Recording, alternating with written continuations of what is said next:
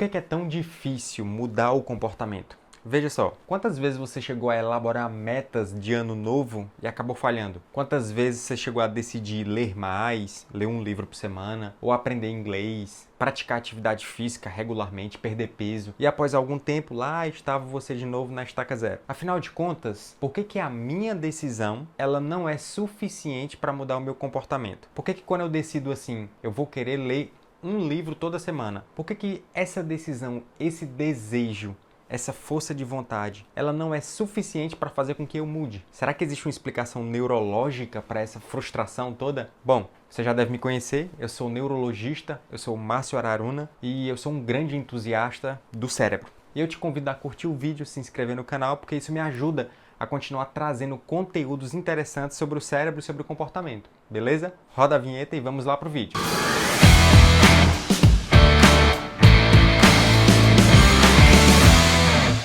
A psicóloga americana chamada Wendy Wood, no início da sua carreira como pesquisadora, ela tinha a intenção de entender qual que é a natureza por trás do comportamento que persiste, por trás da persistência. Ela queria saber o que faz as pessoas mudarem o comportamento e persistirem com uma nova atitude, encarando a rotina de uma maneira diferente. Afinal de contas, apesar de já termos falhado inúmeras vezes nas nossas tentativas de mudar, todos nós conhecemos exemplos de pessoas que decidiram emagrecer, que decidiram ler um livro uma vez por semana, ou que decidiram frequentar a academia de maneira regular e conseguiram. Sabemos que isso não é impossível, mas até então a ciência ela ainda não tinha conseguido explicar qual que é a natureza subjacente responsável por essa mudança. Até então, o senso comum era de que a mudança de comportamento ela exigia apenas um ingrediente: força de vontade. A gente cresceu escutando os nossos pais dizerem aquele mantra: se você quiser, você consegue. Mas será que isso é verdade? Por que é tão fácil a gente tomar a decisão inicial, a gente querer mudar, mas é tão complicado persistir a longo prazo? Será que o que falta é força de vontade?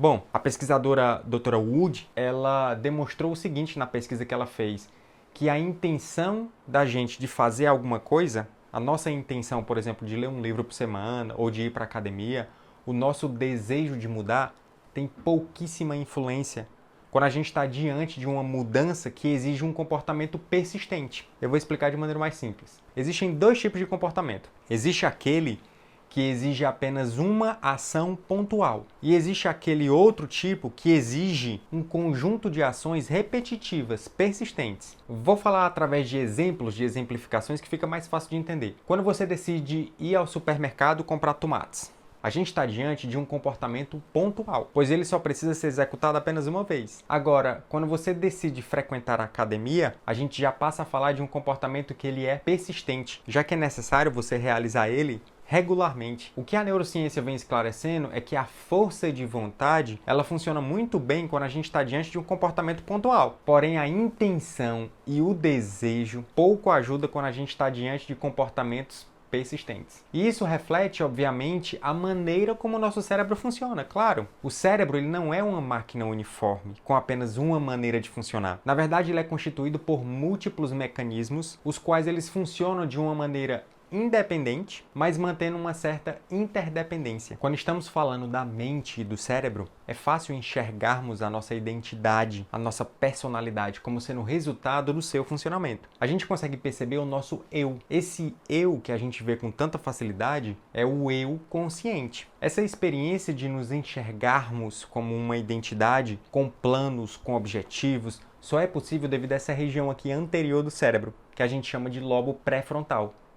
É a parte do cérebro que nos permite perceber a vida de uma maneira consciente e também de racionalizar. Agora, se o seu eu consciente, se a mente racional, ela é resultado do funcionamento de apenas uma pequena região do cérebro, então a gente já pode concluir de cara que existem várias centenas de milhares de outros neurônios que não participam diretamente dessa empreitada. Gente, já está mais do que na hora da gente nos reconhecer como sendo muito mais do que apenas uma máquina racional e consciente. Todos nós possuímos um segundo eu, que mora nas regiões mais profundas da nossa mente e que, apesar de ser silencioso, de não conseguirmos acessá-lo ele diretamente, ele influencia e muito o nosso eu consciente, sendo responsável pela mudança persistente do comportamento. Para quem não é da área das neurociências, das ciências comportamentais, Pode parecer estranho esse papo de eu consciente, de mente racional, enfim. Como é a minha proposta e o meu compromisso de sempre tentar deixar a explicação de uma maneira mais mastigada possível, a gente vai explicar de maneira diferente, tá? Veja só, o coração, ele funciona independente da sua vontade, assim como os rins, como o intestino. A gente não consegue acelerar ou diminuir os batimentos do coração por vontade própria. Da mesma maneira, a gente não consegue ter o controle sobre o nível de pH do sangue, a taxa de filtração dos rins e o ritmo do trânsito intestinal, por exemplo. Tudo isso é inconsciente.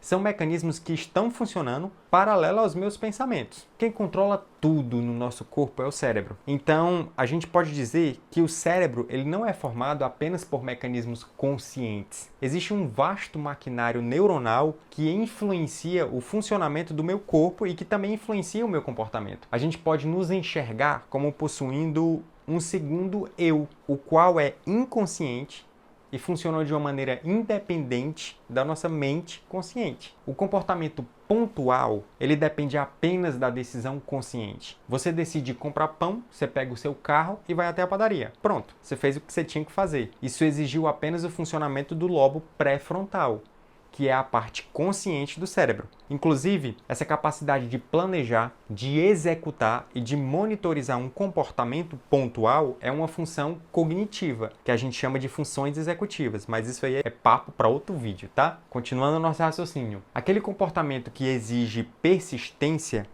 que é composto por ações repetitivas executadas dia após dia, depende dos mecanismos inconscientes do cérebro, estando situada nas partes mais profundas que a gente chama de núcleos da base. Percebe que até a área de processamento cerebral mudou? É por isso que o seu desejo de mudar, a sua força de vontade, ela não é suficiente para fazer você persistir. O que faz você ir para a academia todos os dias não é a força de vontade, é o hábito. O hábito, ele é inconsciente e ele funciona de uma maneira independente da mente consciente. Opa, como assim, Márcio? Agora eu não entendi, foi nada. Quer dizer que a pessoa vai para a academia de maneira inconsciente? Calma, mais uma vez eu volto a repetir. O cérebro ele não funciona de uma maneira uniforme. Nós somos feitos de múltiplos mecanismos que são independentes, mas também são interdependentes. E sim, o que faz a pessoa ir para a academia todos os dias é o reflexo de um mecanismo inconsciente, é um hábito. Mesmo sem vontade, mesmo com preguiça, mesmo não estando muito afim, essa pessoa que já está habituada, ela se sente impulsionada a se levantar da cama e ir para a academia, pois o cérebro dela aprendeu esse comportamento e o executa sem a ajuda da mente consciente. Da mesma maneira que essa pessoa toma café da manhã todos os dias, da mesma maneira que ela almoça todos os dias por volta de meio-dia, da mesma maneira que ela janta por volta de 18 horas. Tudo isso é hábito. Toda ação que você faz de maneira automatizada é inconsciente. Quando você está andando na rua, você não precisa pensar em mexer as pernas para frente e para trás. Você simplesmente anda. A sua mente consciente está com os pensamentos no trabalho, nos afazeres de casa, você está pensando nos seus problemas e o seu eu inconsciente é quem está movimentando as pernas. Imagina uma pessoa que vai aprender a tocar violão. No início ela precisa pensar na posição dos dedos, precisa ficar olhando para as cordas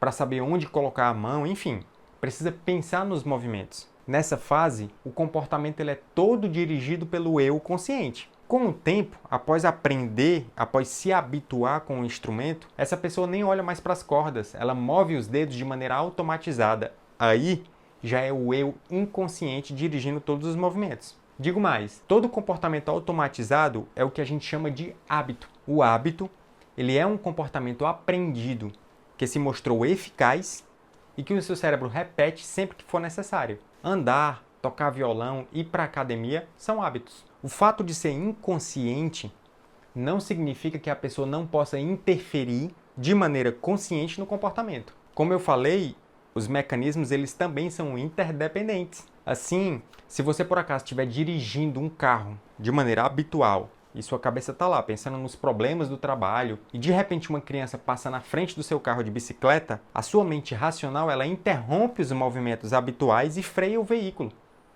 É semelhante à respiração, gente. Eu acho que é a melhor analogia. O ato de respirar é totalmente inconsciente. A gente não precisa ficar pensando que precisa encher o pulmão de ar a cada 4 segundos. Porém, de maneira consciente, eu posso prender a respiração ou eu posso respirar de uma maneira mais acelerada. A gente tem uma certa influência consciente em um mecanismo que ele é inconsciente. O hábito é assim. Mais uma vez eu afirmo, ó, a força de vontade, ela não é suficiente para fazer você mudar o comportamento. Para persistir com a mudança, é necessário antes disso formar uma memória motora. É necessário formar um hábito. Quando uma pessoa ela consegue enxergar esse seu segundo eu como sendo uma parte dela pronta para receber ordens, ela passa a se sentir capaz. Após ter falhado inúmeras vezes com compromissos de mudanças, aquele sentimento de fracasso, de impotência e de pouca motivação passam a ser substituídos. Essa pessoa ela passa a entender que não foi por falta de força de vontade, foi simplesmente por não ter formado um hábito. Se você quer entender mais sobre os hábitos, manda aí as perguntas nos comentários que a gente pode bater um papo sobre isso, tá? Também não deixe de ver outros vídeos sobre esse assunto lá no canal, beleza? Valeu!